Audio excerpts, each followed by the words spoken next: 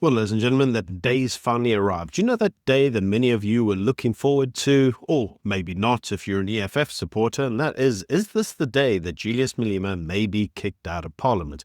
And we'll get onto that news story in a minute. But before we do, can we yet again remind you, if you haven't already, please subscribe to the channel. As you know, it really does help. Hit the bell icon and join the channel.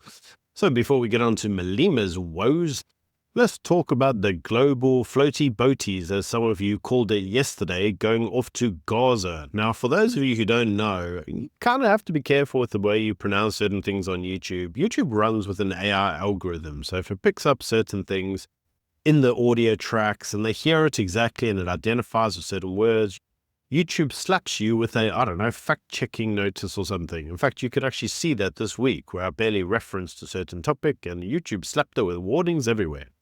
Anyway, let's get on to the floaty boaties. So for those of you who don't know, 45 ships carrying food and activists, just what you always wanted in a war zone, activists, were attempting to break Israel's blockade with Gaza. Now, passengers on board included Greta Thunberg and most noticeably Mandela. Yep, the grandson of Nelson Mandela. There were numerous activists from Spain, Italy, France, and Sweden, and all 45 ships set sail roughly between August and September for Gaza. Now, many individuals had been discussing this for a while, whether or not they could be stopped from actually getting to Gaza, what the diplomatic relationships would be. There was news that warships were accompanying them, and you saw many of the stupid notes online about people quitting the convoy, saying they were alarmed that there were LGBT people in it, and then there were Hamas people coming out. I mean, the entire thing's just been like a circus and a half. Well, according to the latest news, Israeli Navy intercepted the floaty boaties in international waters, around 81 miles from Gaza. Now, Israeli drones and warships circled the ships using water cannons and intimidation tactics to try to get them to turn around and leave the area.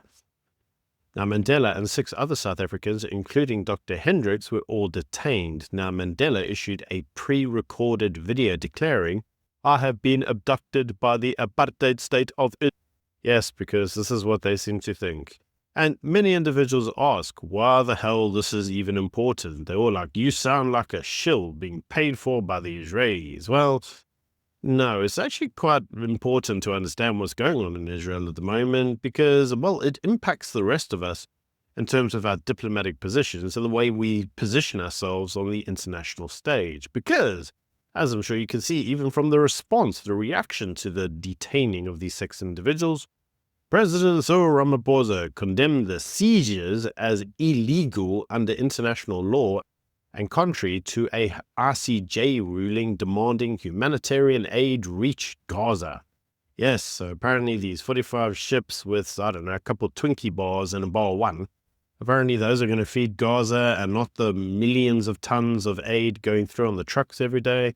Yeah, I can't make it make sense either, but this is the government that we have. So they called for the immediate release of South Africans and demanded aid cargo be delivered. I mean, aid cargo is currently being delivered, is being airdropped, is being bussed in, is going all over the show. But, you know, I can't say that the ANC have any form of brains. And I'm pretty sure that the Israelis don't want to detain Mandela there. In fact, I'm pretty sure they're going to chuck him on a plane and say Futsak.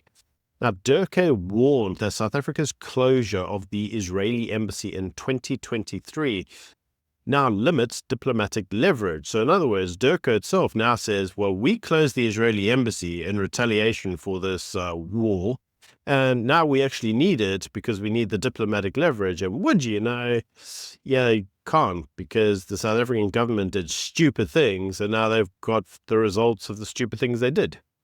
So instead, South Africa is going to have to rely on external powers since it cut off its ties with Israel. But it doesn't have any external powers that it can go to because no one likes South Africa. See why this is so important to South Africa? It is really important.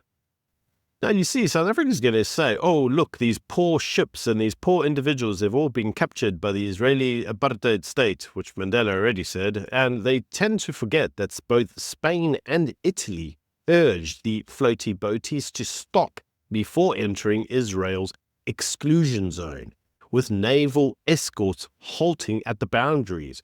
So they were being escorted by naval ships who stopped before they got into the territories they knew they were going to get into trouble for.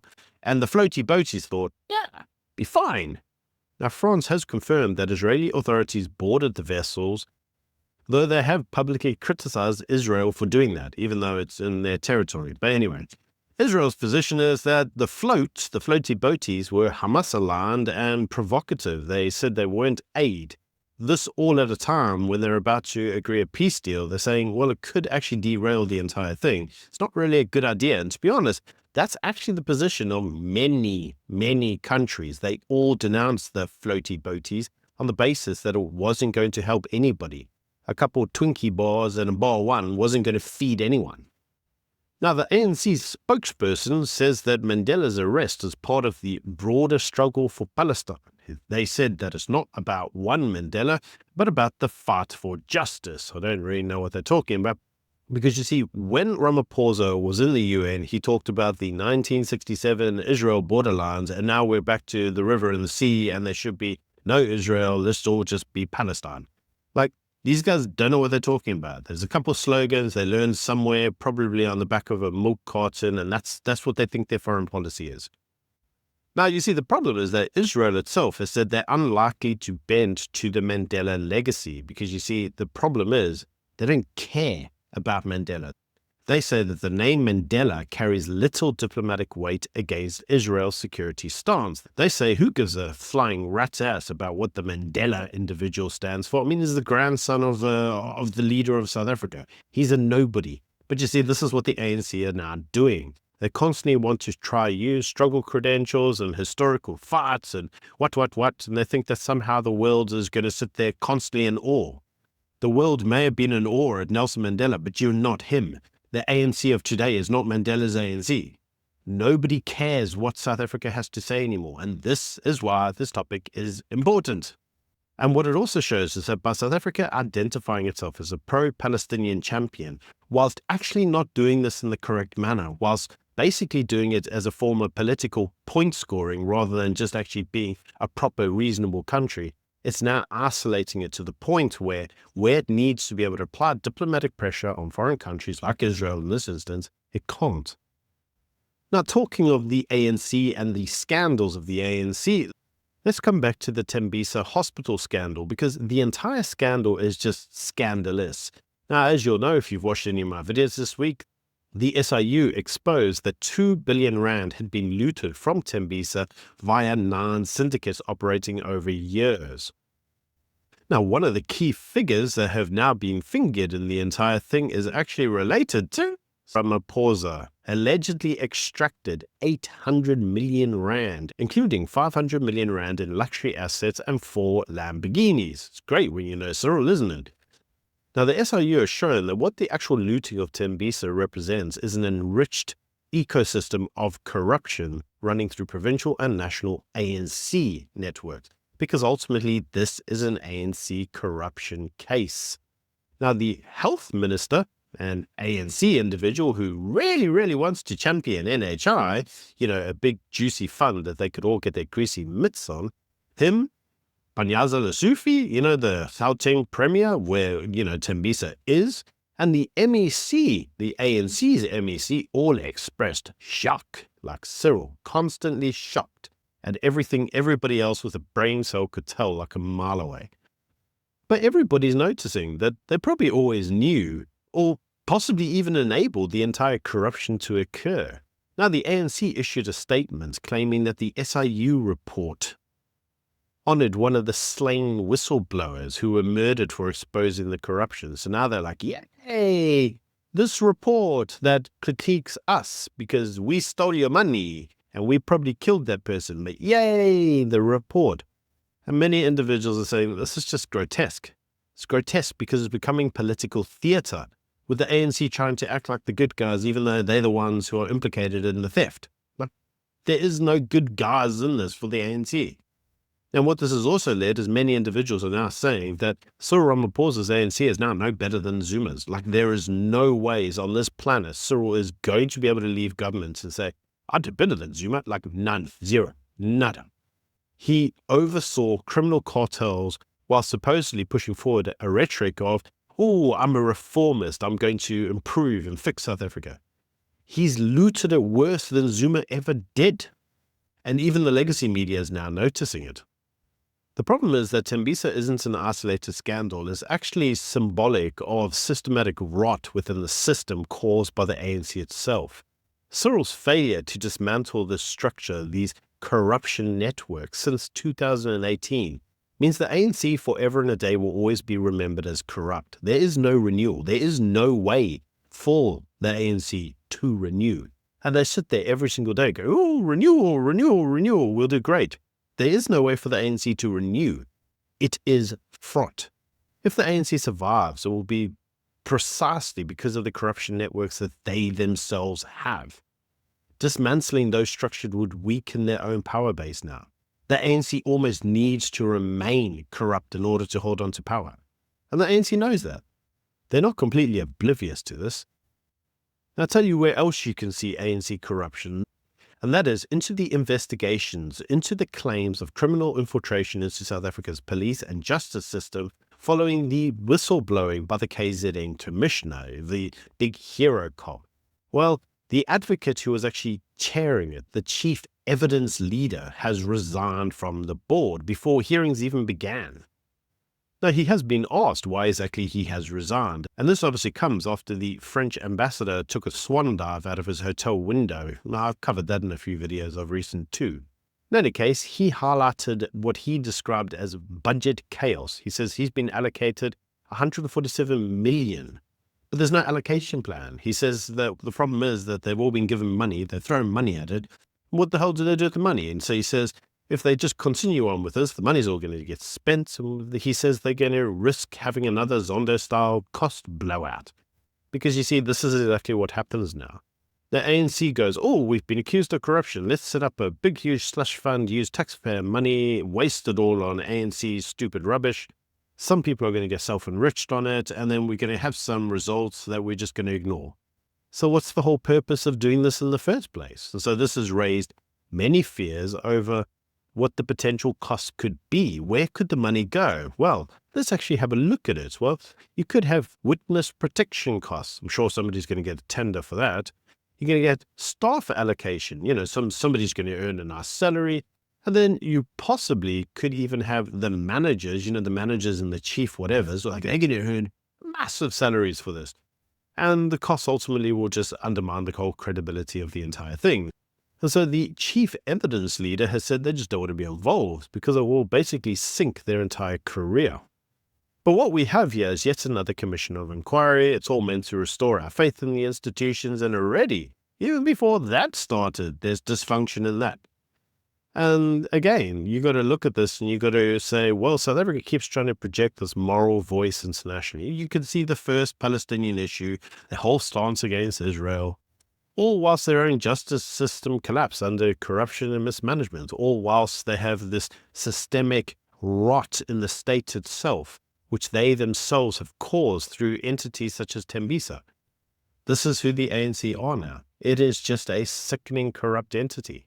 And so, yes, you look at the whole ANC and Israel story and go, oh, you look like you're a bought and paid for shill. No, but the story itself actually does highlight to you exactly what the problems in South Africa are. And you can kind of see just how self-obsessed the ANC is in terms of its own little ideological battles, all whilst the country burns. And that's why the story is important. So let's move on to the final news story. This is the news story around Julius Malema's conviction. As you know, the EFF leader was convicted of 5 firearm-related charges after video evidence showed him firing a rifle during the EFF's 5th anniversary rally in 2018. Now, the charges included unlawful possession of a firearm and ammunition, reckless endangerment, and discharging a firearm in public. Now, his bodyguard, the guy who actually gave him the rifle, well, he was acquitted despite claims he supplied the weapon. So this itself has fueled Julius Malema's claim now that this is a political witch hunt. So he's basically positioning himself as being persecuted by the state, specifically white people, because obviously the case was brought by AfriForum. Now, the key important point here is that underneath the Constitution, an MP will lose their seat if they're sentenced to 12 or more months in prison without the option of a fine. Now, Malema faces up to 15 years in prison underneath the Firearms Control Act, though the court could suspend the sentence. So they could say, well, you're going to go to jail, but you're going to go to jail like when you're 96. So the sentencing is scheduled for the 23rd of January, 2026. Why it's so long, I'm pretty sure if it was me or you, we'd be getting sentenced a lot quicker. But in any case, the EFF leader has vowed to appeal up to the Supreme Court of Appeal and the Constitutional Court. So in other words, he's going to keep appealing the judgment until he thinks he's going to get the answer that he wants. It's basically the Stalingrad strategy perfected by Jacob Zuma. Now, in typical fashion, Malema branded the judgment as racist, alleging that it was designed to appease AfriForum, Donald Trump, and white supremacists, because it's always racist with these idiots. Now, he claimed that the trial showed a pattern of always charging Malema as part of a broader effort to undermine black leadership. No, but what the trial shows is that you as a leader keep doing really stupid things, and you seem to think that because you use revolutionary rhetoric that you're somehow going to escape accountability. And Malema himself told his revolutionaries that prison and death are a badge of honor. He says we cannot be scared of death for the revolution. So he's already trying to set himself up as, I don't know, being imprisoned by the system. He's now going to come out as what, like Nelson Mandela #2, that like Andile Lungise did when he came out of prison. I mean, that was a farce in itself. But in any case, what Malema did is he said that he was comparing this ruling to the systematic injustices revealed by the current police commission that's going on. Remember the one we just talked about?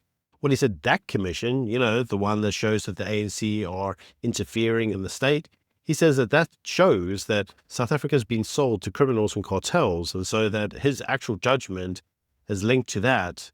So he's now suggesting that the rock goes further into the judicial system. I don't know. I can see how he's linking the dots and he's trying to divert attention, but pretty weak argument if you ask me. Now, AfriForum, who initiated the case, called the conviction a victory for accountability, saying that politicians can no longer get away with anything they want, although we'll see whether that's true when it comes to the actual sentencing, because I still suggest this guy's just going to get a fine. Anyway, analysts argue that this is a major reputational blow to Malema, and that his revolutionary language has always been violent, but the gun discharge turned rhetoric into crime. Well, again, I'm not so sure on that, because when you see the EFF and the people that support it, pretty much a cult, they don't really care what he does. The DA itself welcomed the verdict, pointing to the video as proof that Malema endangered lives. I've got to say, I'm not a Malema fan, but I did actually see him firing into the air, and I don't think it endangered anybody's lives, apart from maybe a little bit of hearing loss, temporarily. Can't say that it was really you could possibly use the arguments of bullets go up, bullets come down, but there's a lot of studies on the bullets don't just come straight down. They move, and it's not as straightforward as they make it seem. But anyway, within the EFF, there's unease, because if Malema is barred from Parliament, it could destabilize the party and damage its electoral momentum. But there is no real momentum at the moment. The EFF is trailing at single digits, low single digits at every single election around the country. But in any case, symbolically, the verdict represents the rule of law catching up with the populist leader who has long claimed untouchability. And you see, that's the problem, Julius. You thought you were untouchable. You thought you were never going to have to account for anything you do or say. And now you've had to. And now you're going to say, well, the only reason I am is because it's racist.